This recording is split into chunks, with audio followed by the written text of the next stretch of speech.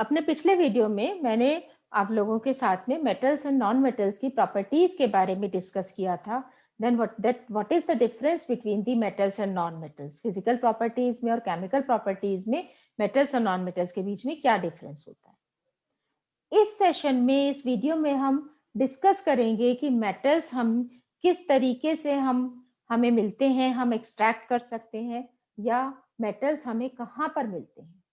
Actual में metals मिलते हैं फ्री और कंबाइंड दोनों फॉर्म में इन अर्थ क्रस्ट। मिलते हैं हमें मिनरल्स की फॉर्म में। मिनरल्स क्या होते हैं? दीज आर द एलिमेंट्स और कंपाउंड्स जहां पर मेटल की परसेंटेज बहुत हाई होती है और जहां से हम मेटल्स को एक्सट्रैक्ट कर सकते हैं। लेकिन बहुत सारे मिनरल्स ऐसे होते हैं जिनमें मेटल्स के साथ में कुछ इंप्यूरिटीज भी प्रेजेंट होती हैं।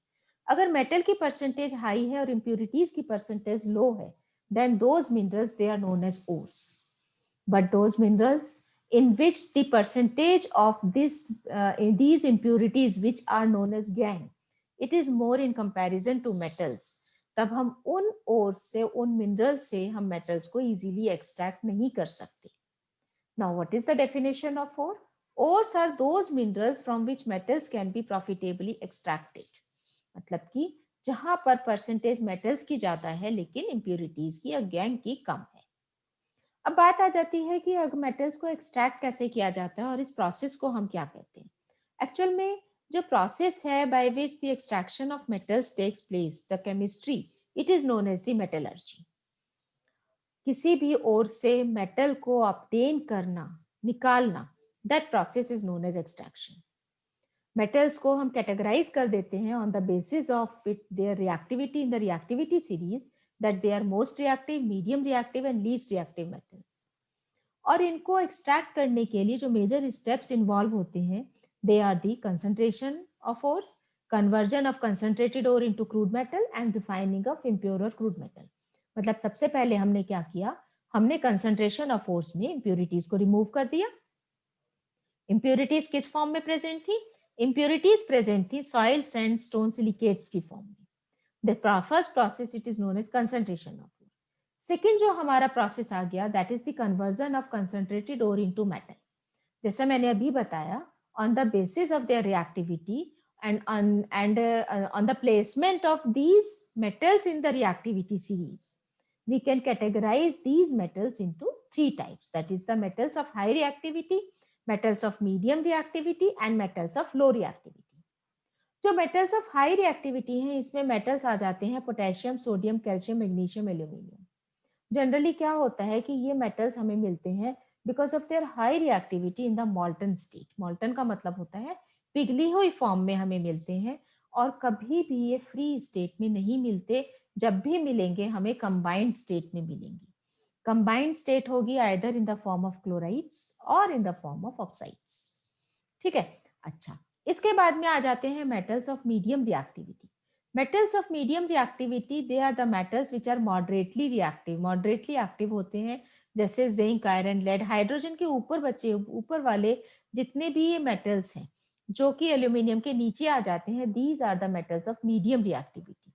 जनरली क्या होता है कि जो मेटल्स ऑफ मीडियम रिएक्टिविटी हैं, ये हमें कंबाइंड स्टेट में ही मिलते हैं, either in the form of oxides, in the form of carbonate और in the form of sulphide ore.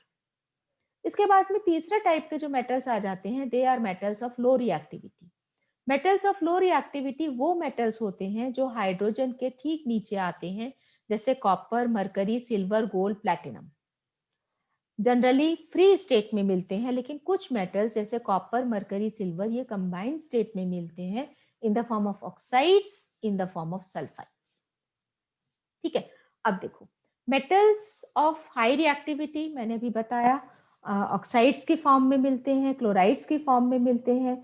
Generally ये जो मेटल्स होते हैं हाई रिएक्टिविटी वाले, ये इन्हें कार्बन से या किसी भी दूसरे एलिमेंट से रिड्यूस नहीं कर सकते, क्योंकि इनकी अफिनिटी ऑक्सीजन के साथ में ज्यादा होती है, और कार्बन इनकी दोस्ती को, जिसे मैंने अफिनिटी कहा, उनकी दोस्ती को मेटल और ऑक्सीजन की दोस्ती को तोड़ नहीं पाता है। इसलिए जनरली ये जो मेटल्स होते हैं, these that metals of high reactivity, they are extracted by the electrolysis of molten ore, जिनके बारे में हम अभी थोड़ी देर में डिस्कस करेंगे।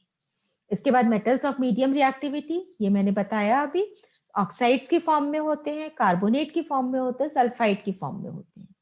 कार्बोनेट ओर्स में से अगर हमें मेटल्स को एक्सट्रैक्ट करना है, then they are extracted by the process of calcination.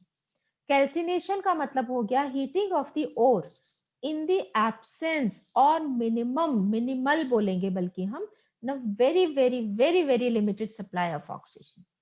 The process is known as calcination. But sulfide ores, they are obtained, metals can be extracted from these ores by the process of roasting. Roasting का मतलब हो गया heating up of the ore in the presence of sufficient amount of oxygen, then that process is known as roasting. दोनों ही case में हमने ओर को heat किया, calcination में हमने एब्सेंस ऑफ ऑक्सीजन किया, रोस्टिंग में हमने इन प्रेजेंस ऑफ ऑक्सीजन किया। दोनों ही केसेस में जो ओर था वो कन्वर्ट हो गया इन दी ऑक्साइड ऑफ मेटल। मतलब कि अगर यहाँ पर प्रेजेंट होता है मर्क्यूरिक, या हम ये कहेंगे suppose zinc sulphide, zinc carbonate या जिंक सल्फाइड, तो दोनों ही प्रोसेस से ये किस में कन्वर्ट हो जाएगा, ऑक्साइड में, जिंक ऑक्साइड में कन्वर्ट हो जाएगा। अब ये जो जिंक ऑक्साइड है इसको हम कुछ रिड्यूसिंग एजेंट्स की प्रेजेंस में, जैसे कार्बन, कार्बन की प्रेजेंस में हम रिड्यूस कर देंगे इनटू इम्प्योर मेटल। अब ये जो इम्प्योर मेटल हमें मिला, ये इसमें हमें प्योर मेटल में किस फॉर्म में मिलेगा, किस प्रोसेस से मिलेगा, then that process it is known as the electrolytic refine. ठीक है। मेटल्स ऑफ लो रिएक्टिविटी में जनरली जो मेटल्स प्रेजेंट होते हैं वो सल्फाइड ओर्स की फॉर्म में प्रेजेंट होते हैं, ऑक्साइड्स की फॉर्म में प्रेजेंट होते हैं। देखो तीनों ही केसेस में ओर्स हमें ऑक्साइड्स की फॉर्म में भी प्रेजेंट हुई। तो ऑक्साइड्स की फॉर्म में ओर्स हमें या मेटल्स हमें क्यों मिलते हैं, क्योंकि ऑक्सीजन के साथ में मेटल्स की फ्रेंडशिप या हम कहेंगे अफिनिटी बहुत ज्यादा होती है। इतनी ज्यादा होती है कि ऑक्सीजन किसी के साथ में भी कंबाइन कर जाती है और ऑक्साइड बनाती है। यहाँ पर भी हमने क्या किया, यहाँ पर सल्फाइड ओर्स की फॉर्म में प्रेजेंट है, ऑक्साइड्स की फॉर्म में प्रेजेंट है, लेकिन जो रिएक्टिव लो रिएक्टिविटी वाले जो मेटल्स प्रेजेंट होते हैं इनको हम कभी भी इस तरीके से रिड्यूस नहीं करते हैं जैसे हमने ऑक्साइड ऑफ मेटल को रिड्यूस किया with the help of carbon. यहाँ पर हम क्या करेंगे, सीधा हीट करेंगे। हीटिंग, खाली हीटिंग करने से ही हमें इम्प्योर मेटल मिल जाता है, और इम्प्योर मेटल को then by the process of refining we can get the pure metal. अब हम एक के बाद एक मेटल्स को डिस्कस करते चले जाएंगे। सबसे पहले डिस्कस करेंगे हम metals of low reactivity. Metals of low reactivity में क्या होता है कि oxides of these metals they can be reduced to metals by heating alone. Simple सा हमने हीट कर दिया और हमें मेटल मिल गया। लेकिन अगर हमें सल्फाइड की फॉर्म में प्रेजेंट है, जैसे मर्क्यूरिक सल्फाइड जिसे हमने सिन्नेबार का नाम दिया, cinnabar it is an ore of mercury, तो हीट करने पर पहले कन्वर्ट हो जाता है मर्क्यूरिक ऑक्साइड में। और मर्क्यूरिक ऑक्साइड को जब हम फर्दर हीट करते हैं एट 300 डिग्री सेल्सियस, तो ये कन्वर्ट हो जाता है मरकरी में और साथ में मिलती है हमें ऑक्सीजन गैस। उसी तरीके से एक्सट्रैक्शन हमें कॉपर मेटल का करना है, लेकिन ये थोड़ा सा डिफरेंट है। इसमें क्या है कि कॉपर सल्फाइड को हमने ऑक्सीजन की प्रेजेंस में हीट किया, तो इसमें से कुछ कॉपर सल्फाइड तो कन्वर्ट हो जाता है कॉपर ऑक्साइड में और हमें मिलती है सल्फर डाइऑक्साइड गैस। अब जो कुछ हमें कॉपर ऑक्साइड मिला, ठीक है, इसको हमने बाकी बचे हुए कॉपर सल्फाइड के साथ में फिर से हीट किया, और फिर से हीट करने पर हमें मिला कॉपर मेटल इम्प्योर फॉर्म में, और साथ में मिली हमें सल्फर डाइऑक्साइड गैस। इसका मतलब क्या हुआ, इसमें दो जो स्टेप्स हैं वो इंपॉर्टेंट है कि पहले copper sulphide that is copper glance जिसको हमने नाम दिया, in the presence of air इसको हमने हीट किया, the process is known as roasting. इस प्रोसेस ने कॉपर ग्लांस को कॉपर 1 ऑक्साइड में कन्वर्ट कर दिया। Copper oxide in the absence of air, absence of air फिर बचे हुए कॉपर सल्फाइड के साथ में हीट किया जाएगा और मिलेगा क्रूड मेटल या इम्प्योर मेटल, और साथ में निकलेगी सल्फर डाइऑक्साइड। किसी भी एक्सटर्नल रिड्यूसिंग एजेंट की यहाँ पर जरूरत नहीं है। जैसा कि मैंने बताया लो रिएक्टिविटी सीरीज में किसी भी रिड्यूसिंग एजेंट की नीड नहीं होती है, डायरेक्टली हीटिंग से ही मेटल एक्सट्रैक्ट किया जा सकता है। Now come to the metals in the middle of the activity series. इसमें आ जाते हैं zinc, iron, lead etcetera, moderately reactive होते हैं। अर्थ क्रस्ट में मेनली ऑक्साइड सल्फाइड कार्बोनेट्स की फॉर्म में प्रेजेंट होते हैं। It is easy to extract metal from their oxide, oxide से मेटल को एक्सट्रैक्ट करना बहुत इजी होता है, as compare to the sulphides and carbonates. इसलिए मेटल्स को एक्सट्रैक्ट करने से पहले उनको रिस्पेक्टिव ओर से मेटल सल्फाइड्स और मेटल कार्बोनेट्स को कन्वर्ट कर दिया जाता है into metal oxides by the process of roasting and calcination. ठीक है, अब देखो यहाँ पर जिंक सल्फाइड है। जिंक सल्फाइड को क्या किया, जिंक सल्फाइड को ऑक्सीजन की प्रेजेंस में हीट किया और कन्वर्ट हो गया ये जिंक ऑक्साइड में। The process is known as roasting, और साथ में जो गैस निकलेगी it is sulphur dioxide. Zinc carbonate अगर मेटल कार्बोनेट की फॉर्म में है, तो अगर मेटल कार्बोनेट की फॉर्म में है then in the minimum supply, limited supply of air की प्रेजेंस में हीट किया जाता है ओर को, और हमें मिल जाता है metal oxide that is the zinc oxide, और जो गैस लिबरेट होगी that will be the carbon dioxide gas, and the process it is known as the calcination process. अब देखो दोनों ही केसेस में हमें क्या मिला, दोनों ही केसेस में हमें मिल गया जिंक ऑक्साइड। अब ये जो जिंक ऑक्साइड है इससे हमें लेना है जिंक। कैसे लेंगे हम, नॉर्मली क्या होता है कि जिंक ऑक्साइड को कुछ रिड्यूसिंग एजेंट्स की प्रेजेंस में फिर से हीट किया जाता है और मिल जाता है impure metal in the form of, यहाँ पर क्योंकि जिंक है तो जिंक मेटल मिलेगा, और साथ में जो गैस लिबरेट होगी that is known as the carbon monoxide gas. ठीक है, तो नॉर्मली हम ये कह सकते हैं कि मेटल्स जो मिडिल में प्रेजेंट होते हैं एक्टिविटी सीरीज में, उनमें क्या होता है कि उनमें पहले जो सल्फाइड ओर्स है या कार्बोनेट ओर्स है उनको पहले ऑक्साइड्स में कन्वर्ट कर दिया जाता है।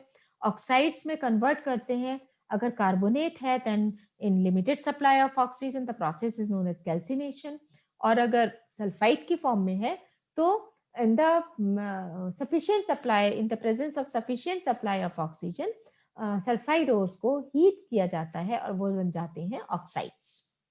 ऑक्साइड्स को फर्दर फिर रिड्यूसिंग एजेंट्स की हेल्प से रिड्यूस कर देते हैं। रिड्यूसिंग एजेंट्स कौन से हो गए, जैसे यहाँ पर कार्बन दिया हुआ है, तो कार्बन ने क्या किया, जिंक ऑक्साइड को रिड्यूस कर दिया, किसने रिड्यूस कर दिया, into impure metal that is zinc, और साथ में जो गैस निकलेगी that is known as the carbon monoxide gas. ठीक है, अच्छा अब इसके बाद में हम आ जाते हैं, देखो अभी हाई रिएक्टिविटी सीरीज के मेटल्स पढ़ने से पहले कुछ थोड़े से पॉइंट्स और भी हैं इसमें, कि कई बार क्या होता है कि कुछ डिस्प्लेसमेंट रिएक्शंस भी होते हैं जिनकी वजह से और से मेटल्स को एक्सट्रैक्ट कर लिया जाता है। जैसे हाईली रिएक्टिव मेटल क्या करते हैं, डिस्प्लेस कर देते हैं लो रिएक्टिव मेटल्स को from there compounds, this is the displacement reaction, जो कि हमने अपने फर्स्ट चैप्टर में पढ़ा था केमिकल रिएक्शंस एंड इक्वेशंस में। तो उसमें हमने ये पढ़ा था कि जिस रिएक्टिविटी सीरीज में जितने भी मेटल्स जो टॉप पर होते हैं वो अपने से नीचे वाले मेटल्स को इजीली डिस्प्लेस कर देते हैं। तो यहाँ पर भी वही डिस्प्लेसमेंट रिएक्शन आ गया। जैसे सपोज अगर हम यहाँ पर ले लेते हैं मैग्नीज ऑक्साइड, मैग्नीज ऑक्साइड को, ये मैग्नीज डाइऑक्साइड है, ये मैग्नीज डाइऑक्साइड को एल्यूमिनियम, यहाँ पर जो रिड्यूसिंग एजेंट एक्ट कर रहा है दैट इज द एल्यूमिनियम। पीछे हमने जिंक के केस में पढ़ा था, वहां पर रिड्यूसिंग एजेंट था कार्बन। ठीक है, लेकिन यहाँ पर aluminium as a reducing agent act करेगा।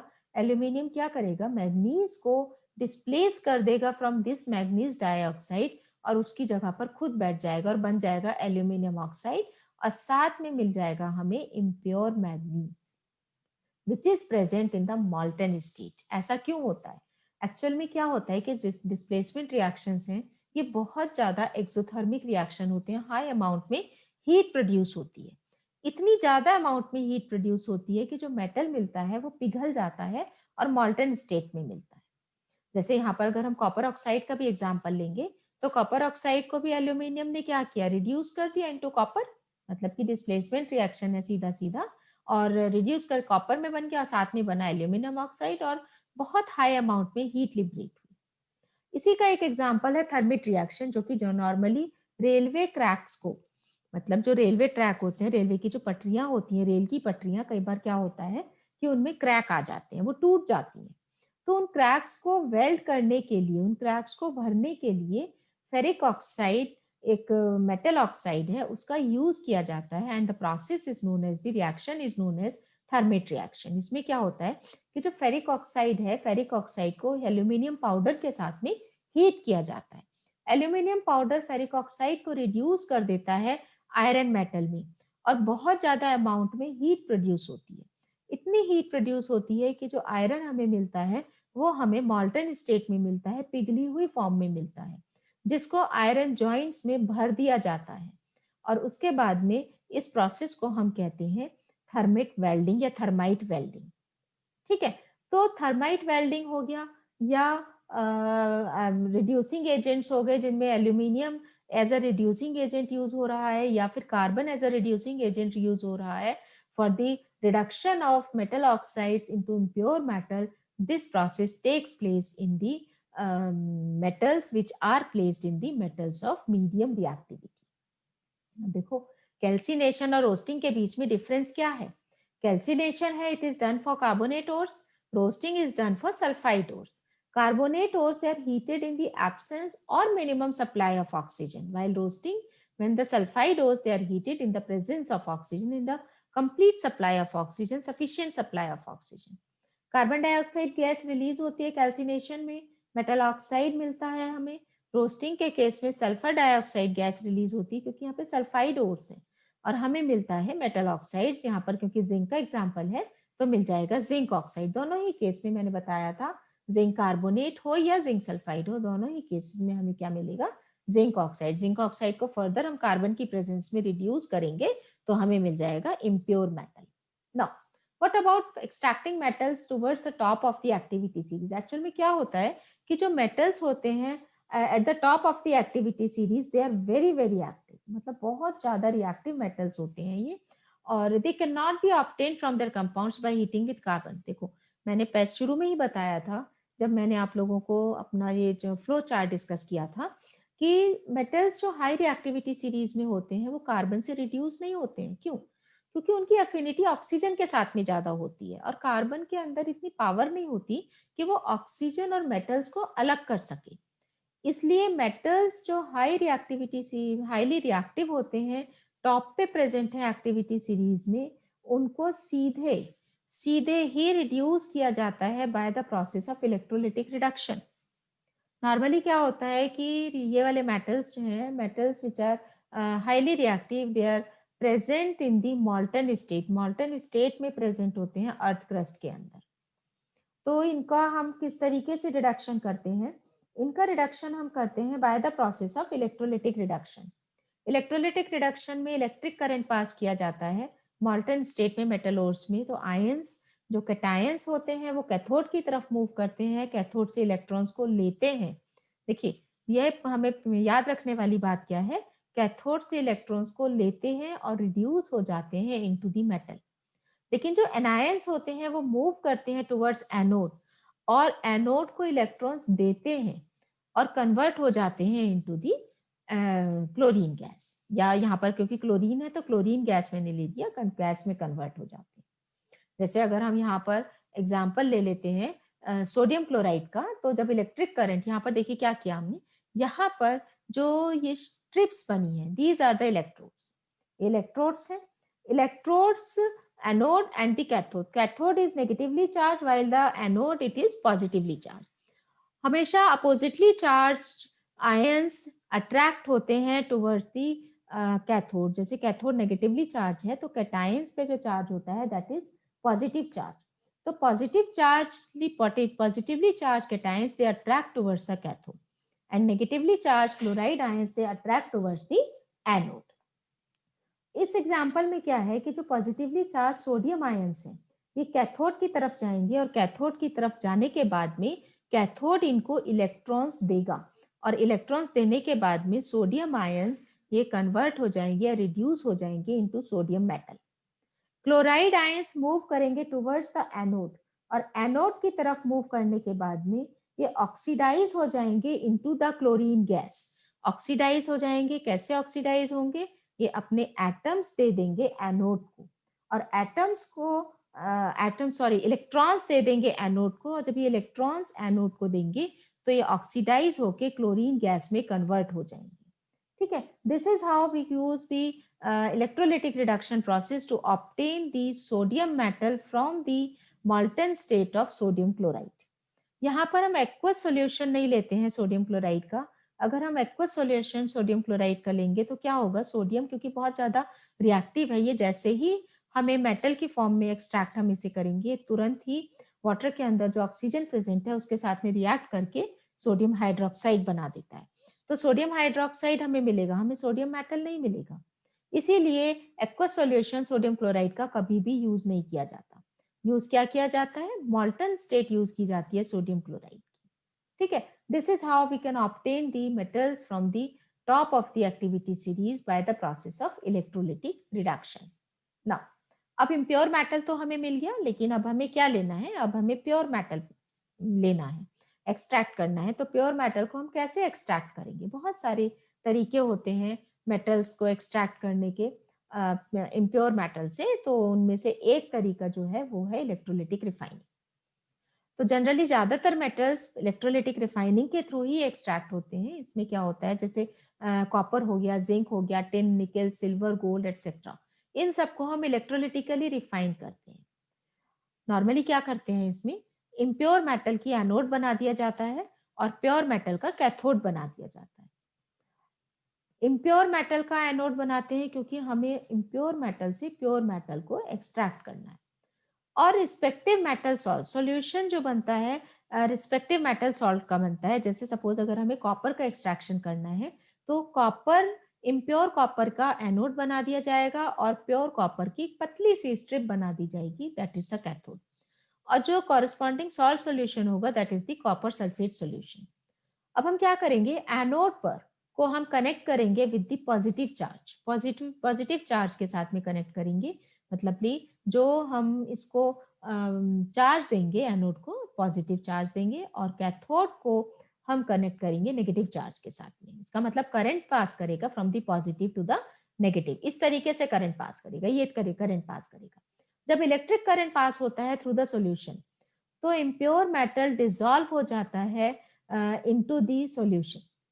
सॉल्यूशन में इम्प्योर मेटल डिसॉल्व हो जाएगा और उसके बाद में वहां से आयंस की फॉर्म में कॉपर कैथोड की तरफ अट्रैक्ट होंगे, कैथोड इनको इलेक्ट्रॉन्स देगा और कॉपर मेटल के फॉर्म में कैथोड के ऊपर डिपॉजिट होता चला जाएगा। ठीक है, अब यहाँ पर क्या होगा, कुछ इंप्योरिटीज प्रेजेंट होंगी। जैसे इंप्योरिटीज जितनी भी प्रेजेंट होती हैं, अगर वो हाईली रिएक्टिव इंप्योरिटीज हैं, जैसे सपोज कॉपर से ज्यादा रिएक्टिव आयरन है तो वो अपनी जगह पर रहेगा, जहां पर है वहीं रहेगा। लेकिन अगर कॉपर से लेस रिएक्टिव इंप्योरिटीज प्रेजेंट है, जैसे गोल्ड हो गया, सिल्वर हो गया या प्लैटिनम हो गया, तो वो इन the form of anode mud settle down हो जाएंगी at the base of the anode. यहाँ पर ये देखिए, दिस इज एनोड मड, यहाँ पे एनोड के बेस में सेटल डाउन हो जाएंगी और यहाँ से एनोड मड्स में से गोल्ड, प्लैटिनम या सिल्वर या जो और दूसरी जो लो रिएक्टिविटी सीरीज में जितने भी नीचे मेटल्स आते हैं वो इम्प्योरिटीज प्रेजेंट हैं, लेकिन जिनकी इकोनॉमिक वैल्यू बहुत ज्यादा होती है, जो प्रेशियस होते हैं, उनकी यहाँ से फिर रिकवरी कर ली जाती है। तो नॉर्मली इस प्रोसेस में क्या होता है कि प्योर मेटल जितना इम्प्योर मेटल यहाँ से डिसॉल्व होगा इन दिस सॉल्यूशन, उतने ही अमाउंट में प्योर मेटल इस कैथोड के ऊपर डिपॉजिट होता चला जाएगा। एनोड की स्ट्रिप पतली होती चली जाएगी, थिन होती चली जाएगी और कैथोड की स्ट्रिप थिक होती चली जाएगी। So this is how we obtain the pure metal from the impure metal by the process of electrolytic refining. Now, यहाँ तक तो हमने मेटल्स को ऑब्टेन कर लिया by the process of extraction. Metals को हमने एक्सट्रैक्ट किया on the basis of their reactivity series, on the basis of their reactiveness. अब मेटल्स आने के बाद में हमें उन्हें बचाना भी है, तो हम कैसे करेंगे, the process by which the rusting of the metals occurs, this is known as the corrosion. Actual में क्या होता है कि मेटल्स को अगर हम एयर में ऐसे ही छोड़ देते हैं तो एटमॉस्फेरिक एयर में बहुत सारी गैसेस प्रेजेंट होती हैं। इन गैसेस के साथ में मेटल्स रिएक्ट कर जाते हैं और रिएक्ट करने के बाद में कॉरेस्पॉन्डिंग उनके अंदर सॉल्ट्स बन जाते हैं, जो ऊपर की लेयर के ऊपर डिपॉजिट होते चले जाते हैं। जैसे अगर हम कॉपर की बात करते हैं तो बेसिक कॉपर कार्बोनेट बन जाता है, क्योंकि कार्बन डाइऑक्साइड के साथ में कॉपर रिएक्ट करता है और साथ में मॉइस्चर भी प्रेजेंट है, तो बेसिक कॉपर कार्बोनेट बनता है। अगर मैग्नीशियम है तो मैग्नीशियम क्या करेगा, ऑक्सीजन, एटमॉस्फेयर के अंदर जो ऑक्सीजन प्रेजेंट है उसके साथ में रिएक्ट करके मैग्नीशियम ऑक्साइड बना देता है। तो जब भी हम एक्सपेरिमेंट्स करते हैं तो मैग्नीशियम ऑक्साइड की जो लेयर है उसको हम सैंड पेपर से रब करके निकाल देते हैं और उसके बाद एक्सपेरिमेंट्स करते हैं। अगर उसी तरीके से हम आयरन की बात करें तो आयरन में भी रस्टिंग होती है। रस्टिंग में क्या होता है, rusting it is known as the corrosion of iron, right. तो आयरन रिएक्ट कर जाता है ऑक्सीजन के साथ में, जो ऑक्सीजन एयर में प्रेजेंट होती है, एयर भी प्रेजेंट है। रस्ट को जनरली हम जंग कहते हैं हिंदी में, है ना। तो एयर और मॉइस्चर की प्रेजेंस में एक जंग लग जाती है आयरन के ऊपर, रस्ट बन जाता है, इसे हम हाइड्रेटेड आयरन 3 ऑक्साइड बोलते हैं। तो this is the formula for rust. Copper का अगर हम देखेंगे तो मैंने भी बताया बेसिक कॉपर कार्बोनेट, क्योंकि कार्बन डाइऑक्साइड भी प्रेजेंट है और वाटर में मॉइस्चर भी प्रेजेंट है, तो बेसिक कॉपर कार्बोनेट की लेयर बन जाती है। लेकिन अगर हम सिल्वर की बात करते हैं तो सिल्वर क्या है, चांदी। तो चांदी के ऊपर कई बार हम ये देखते हैं कि ब्लैक कलर का, एक ब्लैक कलर की हो जाती है, काली पड़ जाती है चांदी, काली पड़ जाती है सिल्वर, ठीक है। तो नॉर्मली क्या होता है कि एयर में, एटमॉस्फेयर में हाइड्रोजन सल्फाइड गैस प्रेजेंट होती है। तो हाइड्रोजन सल्फाइड के अंदर सल्फर प्रेजेंट होती है, सल्फर के साथ में सिल्वर रिएक्ट कर जाता है और बना देता है Ag2S silver sulphide, which is black in colour का। गैस जो लिबरेट होती है that is the hydrogen gas. Prevent कैसे करेंगे हम इसको, ठीक है, कोरोजन को, रस्टिंग को प्रिवेंट कैसे करेंगे। नॉर्मली क्या होता है कि अगर आयरन की अगर हम बात करें तो आयरन के ऊपर हम पेंट कर देते हैं, ऑयलिंग कर दें, ग्रीसिंग कर दें या पेंट का अप्लाई कर दें, तो उससे क्या होता है कि मेटल सरफेस एयर की डायरेक्ट कांटेक्ट में नहीं आती, मॉइस्चर के डायरेक्ट कांटेक्ट में नहीं आती और रस्टिंग से बच जाती है। दूसरा तरीका ये है कि हम एलॉयज बना दें। एलॉयड मेटल, जैसे अगर हम लोहे के बर्तन इस्तेमाल करने की जगह हम स्टील का इस्तेमाल करें, तो स्टील क्या है, इट इज एन एलॉय। तो एलॉयज बना देते हैं। एलॉय बनाने के बाद में भी क्या होगा कि कोरोजन से बचा जा सकता है। अब अगर हम आयरन देखें तो देखो, आयरन क्या है, वाइडली यूज होता है for different purposes. Pure state में कभी भी यूज नहीं होता आयरन। क्यों नहीं यूज होता प्योर स्टेट में, क्योंकि बहुत ज्यादा सॉफ्ट होता है, और हॉट स्टेट में अगर उसे गर्म कर दिया जाए तो पिघल जाता है एक तरह से। लेकिन अगर उसमें थोड़ा सा कार्बन मिक्स कर दिया जाए तो क्या होगा, ये टफ हो जाता है, स्ट्रांग हो जाता है। अगर हम निकेल और क्रोमियम आयरन के साथ में मिक्स कर देते हैं तो स्टेनलेस स्टील बनता है। स्टेनलेस स्टील जो यूटेंसिल्स हम लोग घर में इस्तेमाल करते हैं और इनमें कभी भी जंग नहीं लगता। दूसरा प्रोसेस क्या है कि जिंक की, अगर हमें रस्टिंग, जिंक को रस्टिंग से बचाना है तो हम उसके ऊपर गैल्वेनाइजेशन, एक कोटिंग कर देते हैं, मतलब कि आयरन आर्टिकल्स के ऊपर मॉल्टन जिंक की कोटिंग कर देते हैं। The process is known as galvanisation. एक तो प्रोसेस हो गया आयरन आर्टिकल्स को रस्ट से बचाने का, उसके ऊपर हम पेंट कर दें। दूसरा तरीका है हम जिंक जो होता है, मॉल्टन जिंक, पिघला हुआ जिंक की कोटिंग कर दें हम आयरन के आर्टिकल्स के ऊपर, तो आयरन फिर से रस्टिंग से बच जाएगा। जिंक क्या करता है, एक प्रोटेक्टिव लेयर बना देता है आयरन के ऊपर और आयरन को डायरेक्ट कांटेक्ट में नहीं आने देता विद द एयर। एक और तरीका जो है दैट इज द इलेक्ट्रोप्लेटिंग, मतलब एक मेटल की कोटिंग दूसरे मेटल के ऊपर with the use of electric current, this is known as electroplating method. Generally metallic appearance को एनहेंस कर देता है। जैसे अगर हम सिल्वर के ऊपर गोल्ड की प्लेटिंग कर देते हैं कई बार, तो सिल्वर क्या है, ब्लैक कलर की हो जाती है by the reaction of sulphur, मतलब जो सल्फर प्रेजेंट है हाइड्रोजन सल्फाइड में, उस सल्फर के साथ में सिल्वर रिएक्ट कर जाती है और ये रिएक्ट करने के बाद हाइड्रोजन सिल्वर सल्फाइड बना लेगी, Ag2S बनाती है, जो कि ब्लैक कलर की होती है। तो अगर हमें चांदी को, सिल्वर को ब्लैक कलर का होने से बचाना है तो उसके ऊपर क्या कर दिया जाता है, गोल्ड की प्लेटिंग कर दी जाती है। इसी तरीके से जो मेटल्स है, कुछ दूसरे मेटल्स है जिनके ऊपर हम निकल की प्लेटिंग कर देते हैं, आयरन के ऊपर भी की जा सकती है, जिनके जनरली वाटर टैप्स वगैरह होते हैं, सिल्वर प्लेटिंग कर देते हैं। उसके अलावा और जो दूसरा मेथड है, एक और जो मेथड है that is the sacrificial protection. Sacrificial protection का मतलब होता है कि मैग्नीशियम ज्यादा रिएक्टिव होता है आयरन से, तो when it is coated on the articles made of iron और steel, it acts as cathode, ये कैथोड की तरफ एक्ट करता है, रिएक्शन होता है और instead of iron and protects the article. मतलब सीधा सा है कि अगर मैग्नीशियम की कोटिंग कर दी जाए आयरन के ऊपर या स्टील के ऊपर और उसका कैथोड बना दिया जाए, तो जो रिएक्शंस होंगे उसमें आयरन की जगह पर मैग्नीशियम निकलेगा और मैग्नीशियम आयरन को बचा देता है फॉर फर्दर रस्टिंग या फर्दर जो है कोरोजन। ठीक है, तो इस चैप्टर में हमने अभी क्या स्टडी किया, हम फटाफट से रिकॉल कर लेते हैं। हमने इसमें एक्सट्रैक्शन ऑफ मेटल्स के बारे में जाना कि मेटल्स का एक्सट्रैक्शन कैसे होता है। It is based on the types of the metals which are divided into three, that is the on the basis of reactivity series, that is metals of high reactivity, middle reactivity and low reactivity. Generally metals oxides की form में present होते हैं। Highly reactive metals mostly oxides की या chlorides की form में present होते हैं, उनको रिड्यूस कर नहीं किया जा सकता है कार्बन से, because they are very reactive, इनकी अफिनिटी ऑक्सीजन के साथ में ज्यादा होती है। तो कार्बन इनकी फ्रेंडशिप को ऑक्सीजन के साथ में जो अफिनिटी है या ऑक्सीजन के साथ में जो कॉम्बिनेशन बना है उसे तोड़ नहीं पाता है। दूसरा आ जाता है कि मेटल्स ऑफ मीडियम रिएक्टिविटी। तो metals of medium reactivity generally oxides, carbonates और सल्फाइड की फॉर्म में प्रेजेंट होते हैं।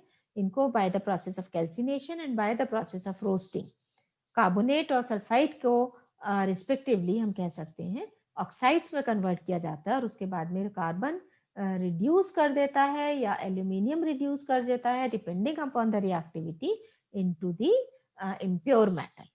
Metals of low reactivity, they are obtained by directly heating, मतलब by heating alone without the use of reducing agent. तो reducing agent का use ना तो मेटल्स ऑफ हाई रिएक्टिविटी में हुआ, ना ही मेटल्स ऑफ लो रिएक्टिविटी में हुआ। दोनों ही केसेस में विदाउट रिड्यूसिंग, हीटिंग अलोन से इम्प्योर मेटल ऑब्टेन कर लेते हैं। In the case of metals of high reactivity, electrolytic reduction होता है, जहां पर जो आयनिक फॉर्म में मॉल्टन सॉल्ट प्रेजेंट होता है, मॉल्टन मेटल प्रेजेंट होता है, और आयनिक फॉर्म में प्रेजेंट होता है, कैथोड से इलेक्ट्रॉन्स लेता है और प्योर मेटल में कन्वर्ट हो जाता है। So this is all about the extraction in case of metals and non metal.